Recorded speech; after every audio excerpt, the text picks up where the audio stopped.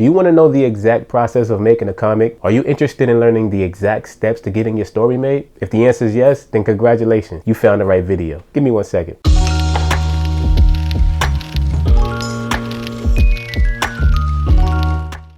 What up, everybody? My name is Mello and this is Creative Conversations, and today we're going to talk about the exact steps that you need to take to get your story made. So stick around until the end of the video so you can get all of the tips that you need to get your comic rolling and eventually finish, because we don't give up on our comics around here.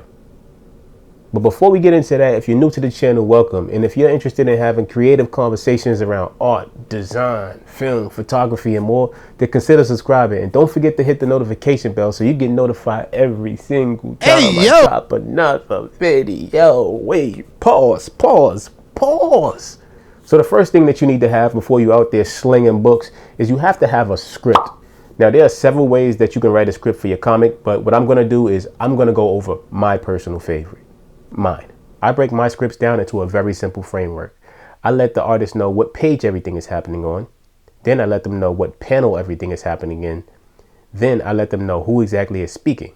I like this method personally because it allows me to get all of my ideas into the script and to the artist in a very effective way. This way of writing a script actually provides way more flexibility and a lot more control than, let's say, something like the Marvel method. A single issue comic book script could be anywhere between 22 to 32 pages.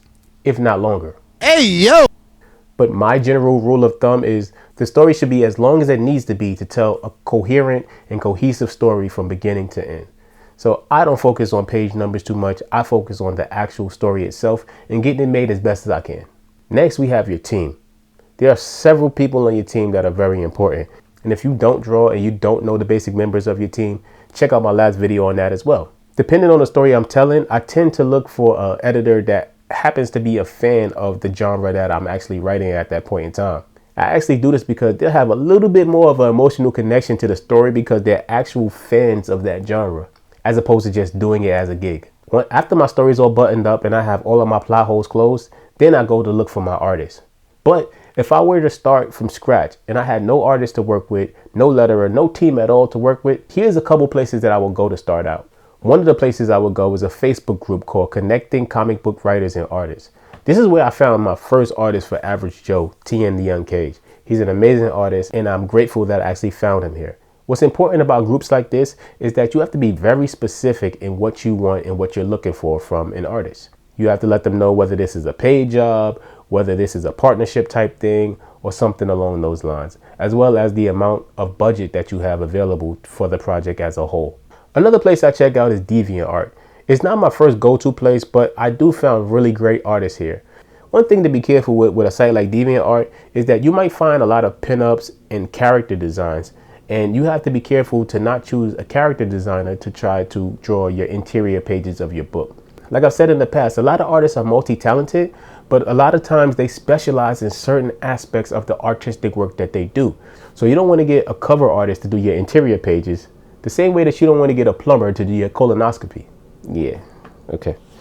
Another place I usually check out is Instagram. I'll go through the hashtag comic artist or comic book artist and see what's out there. A lot of times artists will let you know if their commissions are open or if the commissions are closed. It's as simple as an email or DM asking them their rates and seeing if they're available for your project. Another place I check out is Fiverr. Fiverr's pretty good as well, but that's another place where you have to be very careful. Unfortunately, there are some scammers on Fiverr. So here are some things to look for when you're looking for artists on Fiverr. First thing you look for is reviews. If you see an artist with amazing artwork, I mean superb artwork, but they have 0 reviews and they're a new seller, that is a red flag for me. When I see a new seller like this with no reviews, I tend to see if I can find their social media. And if their social media checks out and it looks like it's a good social media account that's built up and active, then I can move forward with an account like that. So just be careful in what you do. Another thing I do is I use the network that I have. So if I have an artist friend or colorist friend or a letterer friend, and 9 times out of 10, they probably know someone because they worked on teams before. Simply asking other artists out there about their friends is a good way to find artists that are vetted and safe to use. But let me know in the comments where you are currently in your creative process for your book. I'm excited to know. And until next time, thanks so much for hanging out with me. I'll see y'all in the next one. Peace.